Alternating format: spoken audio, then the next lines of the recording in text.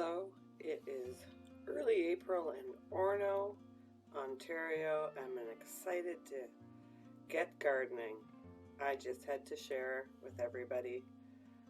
I'm Roseanne from Orono. We're just 10 minutes from the wonderful Lake Ontario. I live on less than half an acre downtown, and I have turned this little urban plot into an urban homestead, and this was a perennial garden, and you will see in the next video that I have changed it, and I'm going to be planting some veggies in here. And here's some raised garden beds, and in the raised garden beds I have got plans to plant some early, some leek and some kale and spinach, and I'm going to be covering this with my hoop house that you see in the back there, and any of the tender plants will be moved out here once the weather gets quite a bit warmer, probably in early May, depending on the weather. So we'll just have to wait and see how that goes. And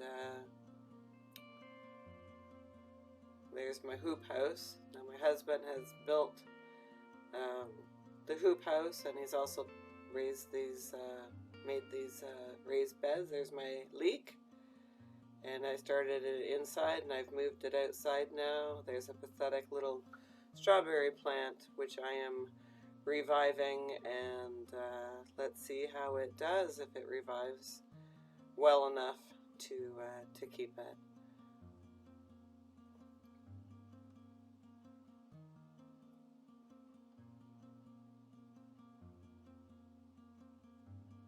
Hoop houses are a little bit heavy, but we just lifted them straight off, and now we're walking on to the next garden bed, which we call number 2. Number 2, we have actually planted asparagus seeds. The asparagus seeds have come up last year, and we're hoping to see quite a few asparagus plants coming up this year, but it's way too early for the asparagus. We do have it covered in hay.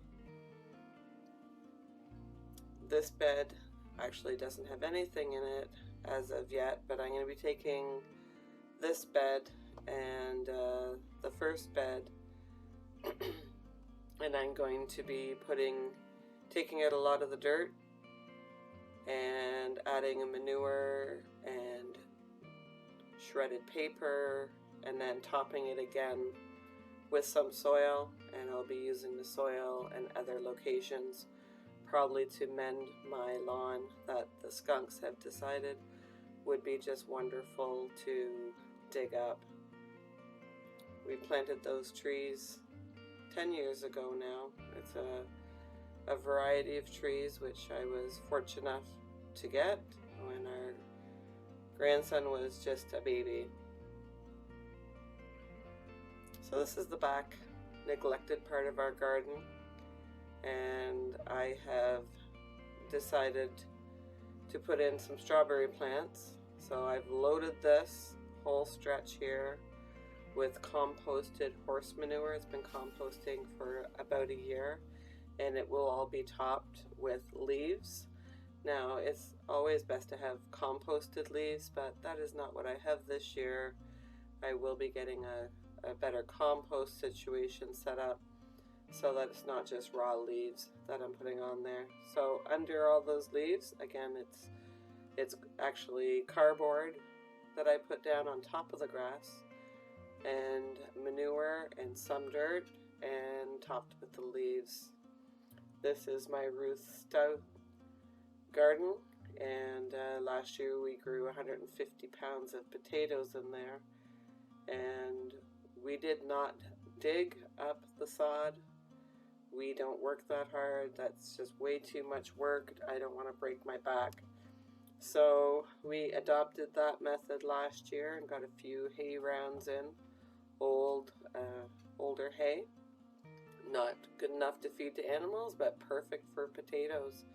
We planted 20 pounds of potatoes, and it yielded us about 150 pounds. Now, because we had the hoop house, we had quite a few kale and a few spinach survive. So I've transplanted them here because they're doing so well, and we'll see how they do this year. I plan on harvesting from them in the early spring, and probably by early to late June they're going to be done. Here's box number 5. I don't know if you've seen, but in the trailer, that's where the composted horse manure was. Some of it was mixed with shavings and a little bit of old hay that the horses didn't eat. And this is our newest raised garden bed. Last fall, it was absolutely empty, nothing in it. I cut down a rose of Sharon, and I threw in some wood. And all winter, we threw in all our fruit and vegetable scraps, and we also got some from the neighbors, so we got quite a bit of vegetable matter in there, which will really help with the nutrients in this soil